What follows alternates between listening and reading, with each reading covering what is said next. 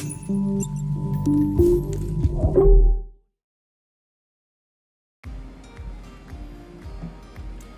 what's up guys? It's Matt from Upslide Mining. I'm back at you with another YouTube video on the art of GPU crypto mining.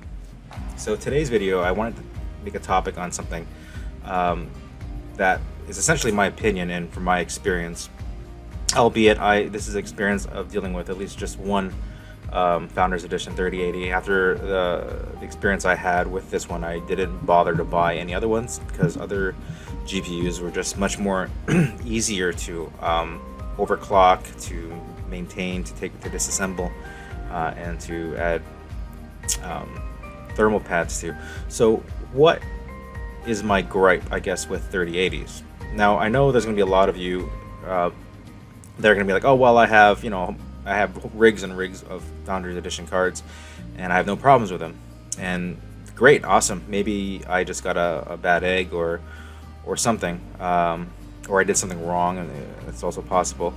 Or it could be the silicon lottery too. So essentially, what I'm saying to do is think twice before picking up a Founders Edition card. Now, the Founders Edition card is non-LHR on the 3080. That's specifically what this video is about and what my experience is centered around.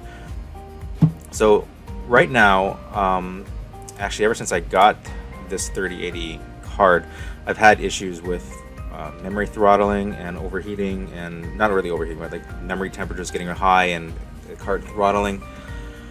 Not only that, but I've had issues just the simple matter of replacing the thermal pads. And let me get into that for a second. If you don't want a pain in the neck GPU to disassemble and to work with thermal pads, don't get one of these. Maybe you enjoy that, but I don't. There's a lot of reasons for it, and I'll get into them now. It comes with the reason why there's a lot of these disadvantages, I feel, is that the card itself is designed to be more so aesthetically pleasing versus a functional piece of hardware. I mean, it looks really cool. It looks like you could display this in a cabinet somewhere. But when it comes down to it, when you're mining with this card, it's probably going to be stowed away in your mining room in a rig somewhere. And basically what we care about when you're GPU mining, or even some gamers, if you have a closed-in case, it shouldn't really matter how the card looks. But this card looks great. You can't argue about it. It looks great. Check out the nice clean lines. It's got the silver bezel. It's got two fans actually inside it. There's a fan on this side and a fan on the other side, and it's a blower style fan, which I generally don't like when it comes to GPUs. I prefer the standard fan that kind of blows from both sides, 2 or 3 fan setup, whereas there's no requirement for the direction of the airflow to go. So when this blows, it basically sucks cold air or cooler air in from around the surroundings of the card and blows the air that way. Okay, that way. So when you're putting this into a rig and you have fans, for example, maybe you have fans mounted such a way in a case where the server fans might be sucking the air this way and you're pushing the air that way, that might work as well because you're blowing cold air in. But if you're doing it with an open air setup where you have fans blowing over top of the cards, you don't want the fans to be blowing onto where the air is coming out. So that's my first gripe, the way this is a blower style fan. You have to set up the fans to blow in the same way to cooperate with the GPU itself. So if you have this thing set up in a rig and it's blowing that way, you don't want a fan blowing this way here. You want a fan either sucking the air that way or blowing the air over the card that way as well. Or in some cases, if there's a barrier here, see if there's a barrier right here and this is enclosed, you can suck the hot air from this side, blow that way to create a vacuum effect to kind of blow the hot air out, which might work as well. But I still think you're kind of working against it because this is sucking the air, trying to blow it that way. This is sucking the air, trying to blow it that way. Essentially, you want the cold air to start here and all blow that way. And a lot of rig setups don't really allow for that unless you get through with it, and I did with my A2000 rig. So that's my first gripe. Second gripe is that there's a gazillion parts to this thing just to make it look cool. Like essentially the designers of this card built this thing with aesthetics in mind. Like it's almost like a collector's edition, well, founder's edition, right? I mean, just by the name, it's a collector's edition. First off, you have this real pain in the neck piece here, these little pieces that pop out, and you got to take these screws out. They're hidden over everywhere. And then there's little, you can't see it in this photo here, maybe you can see it here. There's little metal caps that are held in with magnets, which are all surrounding the bezel, which you have to pry up with like either a screwdriver. I don't use a screwdriver, you might scratch it, but like a piece of double-sided tape. But underneath that's the screws. Those are held on with a magnetic piece of metal. I'm not sure if I can get a picture of it. It's kind of like right here. So I don't know if you could see that. So if you look here, there's a little here, and here. You have to pop these off or suck them off with like a piece of double-sided tape.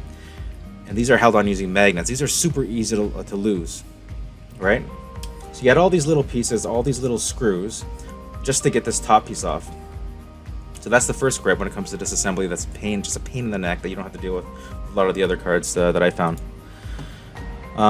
Okay, so once you get inside, this is where the problem also is apparent, I feel, as well. So this board here, this PCB, it sits inside here. The layout of the actual thermal pads are not too much different than a lot of the other 30 series cards. The back plate, there's a little bit of pain in the neck, and I'll have to explain that a little bit. But essentially, you have your board here, which then presses onto here. This is your GPU, the NVIDIA core, and this is all where your memory chips are. So these heat up as well, right? So these have to be kept cool. So when you flip this around the other way, it goes on here. Now the problem is not really where this photo's at here, but it's more so at where you are when you pop that lid off. So this lid is just this lid that sits on top here like that. When you pop that off, you have to disconnect this from essentially the cooler mechanism, like the heat sink and the fans. Now the way this is done is using these very fragile ribbon cables, okay? Now if you're not careful, you can really F your card up by ripping these things off or not putting them back in properly. Like if you look closely here, there's these little delicate ribbon cables. You have to use almost like needle nose pliers or like tweezers in order to take them out and push them back in. I got good at it, and here's another connector. This is a little power connector, I think, for the fan. It's so little and so fragile. If this thing breaks, well, then you gotta obviously fix the wiring. But it's just another point of contention where there's issues that don't make this. There's things in your way that don't make this easy to take apart. There's another ribbon cable down here, and these kind of can fall underneath. You gotta pull them up and kind of slide them in straight, and sometimes you don't get them, and if you don't get them right, then the card's not gonna function right, and you get the issue of the ribbon cable becoming fragile over time because you're playing around with it a little too much to get the card out, the PCB out. So I found that to be a major pain in the neck. Just take it out. Okay, so just take it out. If we can look at the back plate, let's take a second here. Let's see here. Hold on, I'm gonna look it up. 3080 founders and back plate. Hold on a second. I'm just looking up the back plate.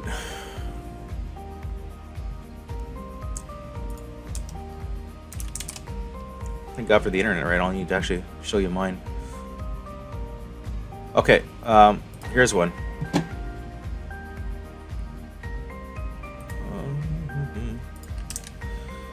There's lots of tutorials on this as well. Let's see if I can just put that here. Okay, 3080 Founders Edition. Now take a look here. This guy did a tutorial on it. Okay, so first off, it's the positioning of these pads. They're just stupid and ridiculous. A pad has to go into these weird Y patterns on the outer edge here. So you got to put a slice this way, you got to put a slice this way, a slice that way, and you got to avoid the center piece locking mechanism, which is held in with like a tension spring kind of thing to hold the pressure on the GPU. So and when you look at the actual back plate, there's like lots of places where you can miss. Like here's another. This is actually better. Hold on. This is actually better. Yeah, let me get a good one here. I'll get a good one. Okay, I got a good one here. This one's even better. All right. So like, you have to position these pads exactly right. Okay, and I'm not talking about like the height, the thickness of these pads. Like these are, I think, 2mm pads. but the thickness of these pads have to be a specific thickness. I tried multiple types of thickness. Like I went from like 3 in the back plate, which is too thick, down to 2. As you know, just different configurations of these pads, and each time was a pain in the dick, basically. Let's put it bluntly, to reapply these and cut these pieces in such a ridiculous way. Like if you look at how intricate they have to be, having to take this apart multiple times, it's really not a lot of fun, right? So I had to do this multiple times, and no matter what, I always had problems with the card unless it was like super cold outside, like 0 degrees, and cold air was blowing over the cards. And then reassembly is not too difficult, although I think I even lost those little metal magnetic pieces just because there's so many little pieces in it. So let me just take a look over here. This is a rig I just fired up here, and I'm trying to get this thing overclocked on the 3080 Founders Edition. So anyone, if anyone in the comments section below has tips or tricks on the best overclocks for a 3080 Founders Edition, if you can tell, even like it's not even like the memory temp's only 76 degrees on this thing, and it's throttling for some reason at 55 degrees. If I adjust this one should be 315. Oh, these overclocks are messed up a little bit because I readjusted the positions of the cards and everything. So let's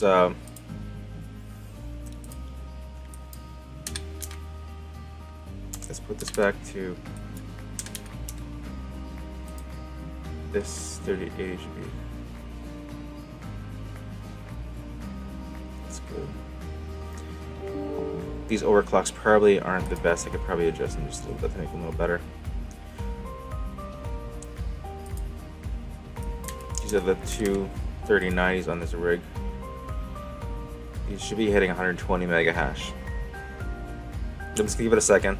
A little bit of a diversion of what the point of this video, but yeah. So let's see. Well, those are just kind of coming up. I could probably adjust these. These are probably not very good overclock. This is an LHR 3080, but I'm doing dual mining TON and also Ethereum on this card right now using the LOL miner. So we're gonna get these guys up to speed a little bit more on the. So that's 117. I get that higher than that. Hopefully. It's a little toasty down there right now, so let's just run with that. It's going up slowly but surely. But back to the point, guys. So the issue I'm having with this 3080 is that I just cannot get this. Like it was at 77 when I had it in an open air area with a larger fan blowing in it. So I moved it into this rig where there's these basic ASIC fans blowing on it, and it should be enough airflow going over top of that card to cool it. And it doesn't even seem like it's a temperature problem. For some reason, this thing is not going above 55 degrees. I'm not sure if it's the motherboard that I'm using or the splitter or something else. I'm gonna mess around with maybe trying a different riser card. But point is, I've had problems with this card since day one. Like it was always throttling super, like a lot, and I had it up to even the 90s, but it had to be super cold out. Like right now outside, it's like 15 degrees at least. So I had to have it like really winter temperatures for this thing to function at a decent speed. So even with a lot of airflow, it's still not working that well. Let me increase that to 2500 on the memory clock there. I'm gonna put this to minus 200 on the core clock just to see what it does.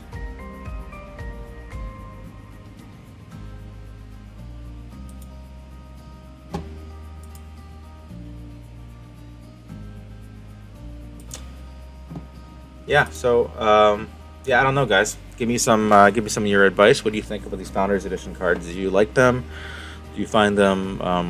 Do you think they just look great, like a great showpiece, or do you think they're actually really good functional cards? Maybe other people have had more success. I mean, what do I know, right? I mean, this could just be an issue that comes down to it was a silicon lottery.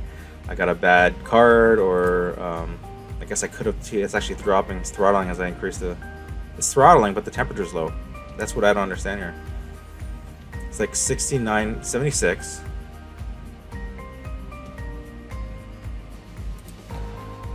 Yeah, so I don't know, guys. Like, I mean, let's take a look on my other 3080 rig.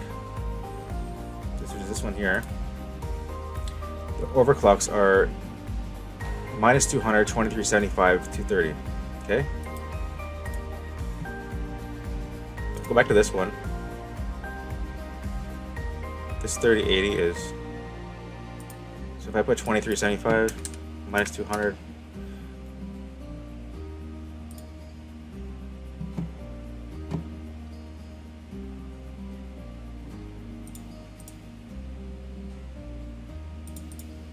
Let's increase the. Oh, this is. This shouldn't even be a 315. Like, this is a 3080. Like, you want to hit. It should be 230. Doesn't matter here though. 54. It's just not. It's not doing very well on the overclocks. It was fine this morning. No changes were done to the pads. I had it on a hanging rig, so I moved it over to this rig today, thinking that I'd get better cooling on it, just because of those beefier fans blowing over top of them, and it's just not really working too well.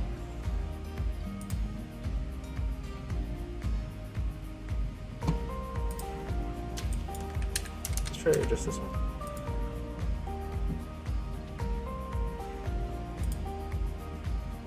This was at 119 earlier. I want to get it close to 120. I don't feel like I'm getting my money's worth if I don't have a 3090 is it running at least 120 mega hash on Ethereum.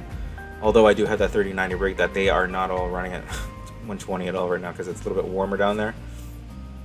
As the temperature goes up, the performance of the card is just don't do as well. But funny enough, all my 6600s, all my 1660 Ti's, those things keep chugging away like nothing. Not even like skipping a beat when it comes to hash rate on those ones. That's why, like, these cards, like these higher end cards, like, guys, like, unless you're gonna put them in some sort of, unless you live in the Arctic or Alaska, and you're gonna put them in like a shed where it's like an ice box all the time, like, man, like, these cards are just, I don't think they're worth it, to be honest. That's just my opinion. I'd rather build 2 rigs that's full of like lower end cards that are more resilient to the heat than one rig full of these cards that just heat up like crazy and just start choking on themselves. I don't know, guys. What do you think? I mean, put your comments below. Some of you guys don't want a million cards. You rather have a couple cards. I understand that, but like, really, like, if you want all those cards, if they're just gonna give you problems with like heating and thermal issues, and then you gotta pull them all apart and deal with all this stuff all the time, or just go buy the lower end cards, get more of them. Just calculate that efficiency, right? Just calculate the hash rate divided by wattage, and it'll give you the number of hashes per watt, and just get the most efficient cards. Like, I understand you maybe need to buy another motherboard, another CPU, and all that stuff just to go along with it. But like dude, dealing with like thermal throttling rigs is not fun. Like, here's my 3090 rig. Even with that sleeve I built, these things are still heating up. Like, we're getting 112 in the lowest. The rest are 125. This is probably just because it's maybe near a sidewall. There's not as much airflow there. But if you take a look at that, this was getting 750 during the winter time. Now it's 732. But if you take a look at like literally this 6600 XT rig, which I just did, these were always pushing like 31 and 32. 32 now, thanks to some awesome contributor to the YouTube channel, gave me some great overclocks, so I adjusted them. So if you guys are interested in the overclocks and some overclocks on the 6600, check these out. These are pretty good overclocks. I'll just pick one. Try that on your 6600, and you should get around 32 mega hash a second on 6600s with only 52 watts used. So each card, like, you can put your hand on each card, you can barely feel the heat. So like, I doubt, like, I'm not like, like an engineer or a scientist when it comes to like thermodynamics, but like, I don't think even all these cards combined are putting out the same heat as even just one 3090. So like, I don't think that's even an argument as well. I mean, if there's someone in the comment section below that knows the science behind that, like one card pumping over 300 watts versus 10 cards pumping over like maybe the same amount of wattage or even less, does the heat dissipation the same? Like, does it put out the same amount of heat or does it not? I think it comes down to like the efficiency of the cooler and how well it's putting that energy to use But I mean, if we are getting more hash per watt, those are more efficient cards. Therefore, we're converting the electricity into computation power more efficiently than one which you can't put your hand on it because you're going to burn your hand. Anyways, guys, I don't really have much else to talk about. I'm gonna mess around with this rig a little longer, seeing if I can get that hash rate up. It's like 54. That's horrible on a full hash rate. Like, I'm so close to just selling this to like a gamer or something, because like I'd rather sell this and go buy, you know, 4 1660 supers or another 6600 or a couple A2000s, because this is just ridiculous. I don't know, guys. Comment below. Make sure you leave your leave a comment and like, I guess I should say, and subscribe to the channel. Click on the little notification bell below to subscribe for updates, and I'll talk to you the next one. Bye.